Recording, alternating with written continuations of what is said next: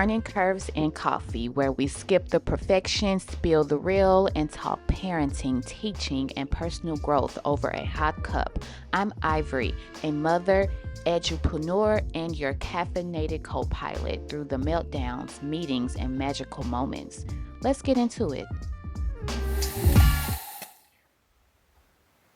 Hey everybody, welcome back. If you've been with me on this journey as the Embracing Neurodiversity podcast, this is a space that has always been about, at least I hope, about honesty, conversations on parenting, education, and personal growth, especially for those of us raising and teaching kids who think differently. And so you've probably noticed by now that we have rebranded ourselves a bit. And I'll talk about that a little bit more as the episode goes on. But as our conversations grew over the past 2 years, yes, we've been doing this podcast for 2 years now. I am incredibly proud. But of course, as we grow, the vision grows. That's a life hack in itself. And we've been talking more than about neurodiversity and raising children who are autistic or have other learning differences. We have been diving into some other life experiences as human beings, as adults raising children. And those things can be messy too. And so with that, I wanted to begin to be more intentional about how we truly get at the core of what it means to be a parent. And if you are listening to this as an educator, perhaps you don't parent children, but you teach children who learn differently. What is the real experience for us? What are the beautiful learning curves of parenting, of teaching? What are the late night worries of being a parent, the early morning wins? And yes, coffee that fuels us all, right? Like I know I'm certainly someone who's the thing I look forward to the most in the morning is getting my cup of coffee ready. And so I am incredibly excited and delighted to reintroduce you to this new title for our podcast called Learning Curves in Coffee, where we blend practical education tips, personal growth strategies, and the unfiltered truths of raising kids today, especially our babies who are neurodiverse. So, of course, you have the same voice, me, the same mission. Of course, the name just fits the real everyday grind that we are in together. So, if you've been here from the start, I truly appreciate you and I appreciate the support. And thank you for growing with me. And if you're new, pour yourself a cup of coffee, plug in your headphones while you're cleaning or driving to run errands, to those appointments, whatever you're doing, and sit back and listen in. And I hope, per usual, that what we discuss is useful and helpful to you. Let me just say it plain. Parenting a neurodiverse child, parenting any child, but particularly our experience parenting a neurodiverse child is hard with a capital H.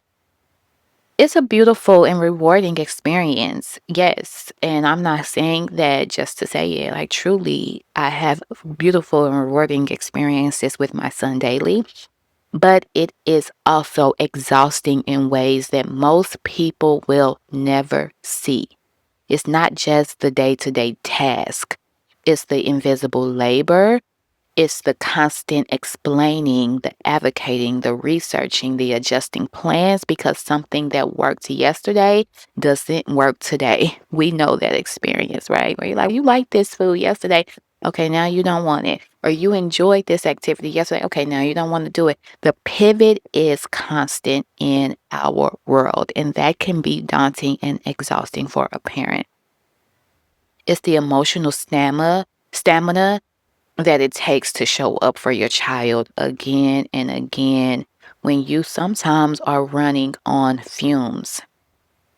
And so we know the statistics, right? 1 in 36 children in the United States are diagnosed with being on the autism spectrum. And the Child Mind Institute also reports that parents of neurodiverse children are 2 to 3 times more likely to experience depression and anxiety than any other parent. We know the statistics.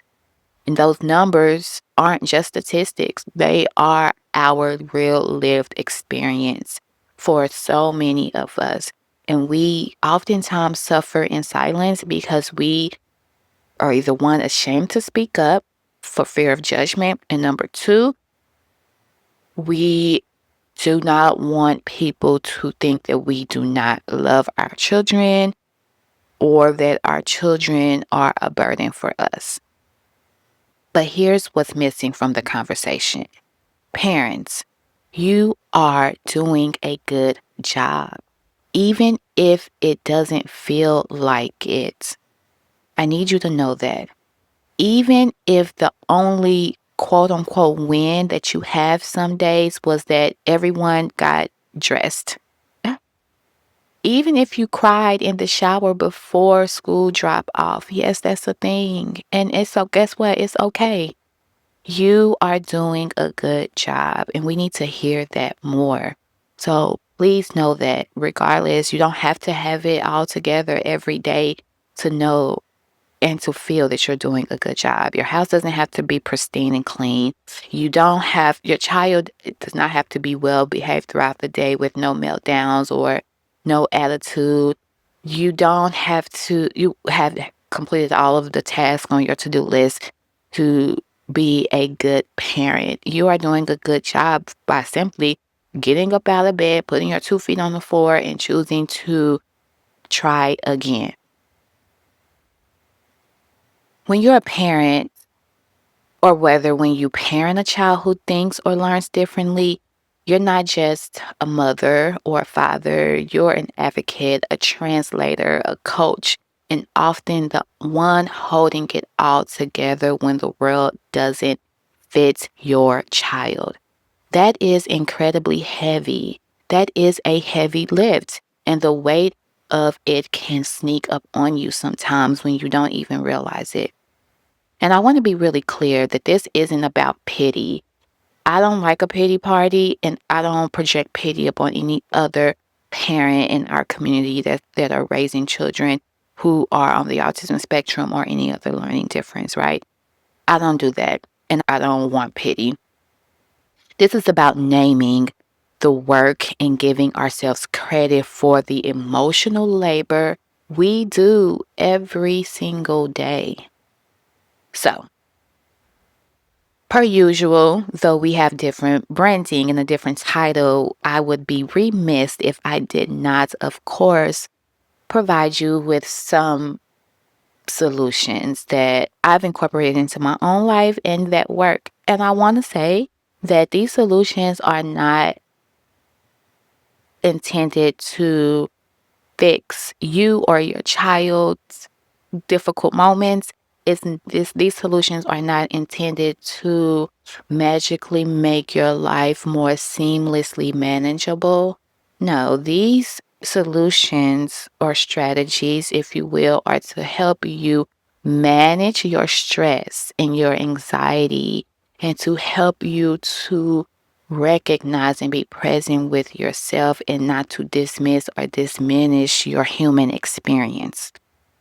So I want to be practical. I want to be realistic in everything that I do as it relates to supporting parents of children on the autism spectrum.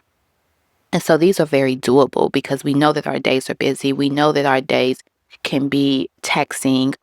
And so if you can incorporate these, then great. Even if you can incorporate one for now, awesome. The first one. This is a 15-minute rule. I personally need more time, and you all know that I've said it before. I get up incredibly early, what some would consider early, and it's my nature. I like to get up before the sun rises, when it's quiet, when it's dark out, when most people aren't up. That's when I hear most from myself, from God, and I just settle within myself and think about my day and get into my meditation. I read some things and just really try to not try to regulate myself before my son gets up. And so I do it for 1 to 2 hours in the morning. But if you can incorporate 15 days, then or 15 minutes, then awesome. 15 minutes a day, that's it. Just for yourself. Not prepping for work or an IEP meeting, not cleaning, not multitasking. These are things that we do, right? And these are things I actually enjoy doing as well. Like I love to keep myself busy with doing stuff in the morning when I'm not distracted with parenting. But this is not a time for that. It's just to something that to sit with yourself. This is 15 minutes to do something that refuels you. Coffee in silence. If you're not a coffee drinker, tea in silence, reading, stretching your body, or even starting or staring at the wall if that's all you can do. Literally, that is so essential to preparing for your day and preparing to navigate the terrains of parenting neurodiverse children and the unpredictability of it all. So the point is, you matter too. And quite frankly, you matter most. So take out those 15 minutes if you can. Number 2, build a micro village. Don't wait for someone to magically offer help. People are well intended, but most people are consumed with their own lives. And so they don't always think about the average person is consumed with their own lives. And so they don't always think about reaching out to help, to, to offer help. And so oftentimes it is incumbent upon you to ask for help. And trust me, I know it's a muscle that I am continually working on. I've gotten better over the past few years with asking my village, but it's still hard, especially if you are like a hyper independent person and not used to depending on others and all the blah, blah, blah, the things that I held on to for far too long. But the reality is that not only should you not parent your child alone, and this is even if you are married or co-parenting, because two parents oftentimes is not enough. You need a village. I'm a single mom, but even for those who have partners, I've read often and I've seen from other friends who have children who are neurodiverse the impact that has on couples. And so you all need a village too, so that you can take out that alone time for yourselves. And so find 2 or 3 people who get you, who get your child, and lean on them. That could be another parent who has a similar circumstance as you, a friend that you've known all your life and who has been by your side with you and your child, or a family member who you feel close and connected to, who is willing to give you that break.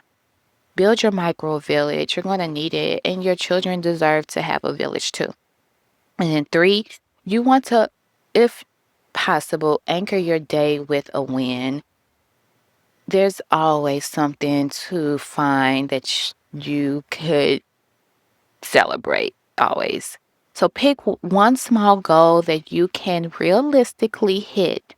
Maybe that's cooking dinner. Maybe that's folding one load of laundry. Maybe it's making it to bedtime without yelling. I really have been working on that in terms of I'm naturally a very calm and zen person. I don't like to raise my voice past a certain octave. I'm not a reactive or loud person, if you will. But when I am to 1 or 2 things, either exhausted or hungry, I and Khalil is doing the most at the same time when one of those 2 things are happening. I tend to raise my voice in a way that feels incredibly uncomfortable and unnatural. And so sometimes my own personal goal is, okay, you're going to get through this day without yelling. And also forgiving myself when I do. And let me be clear, I don't yell at my son, but I do yell. I do raise my voice when I yell at the situation. I yell at the circumstance that is going on. So anyway, so yeah, setting those small goals and committing to hitting it. And then when you do, celebrating it, when you anchor your day in an achievable win, you really do create a little momentum around what is possible for you and your child in terms of feeling successful. And some days that's all you need. So if no one else says it today, I see you. You are doing more than most people will ever understand. And you're doing it with love, with grit, with creativity. The fact that you are even listening to this podcast means that you care enough to keep learning and showing up. That's what makes you a good parent. Not perfection, not comparison, because we know what that does. Just showing up for your child day after day. Like that is an indescribable character trait. And I see you, and you are doing an amazing job. So I want to thank you for joining me for this episode under our new name, Learning Curves and Coffee. If this episode spoke to you, share it with another parent or educator who needs to hear that they're doing a good job. Follow the show so you don't miss what's coming up next. And until next time, keep your coffee strong, your boundaries stronger, and remember, you're doing better than you think. As always, take care of yourself.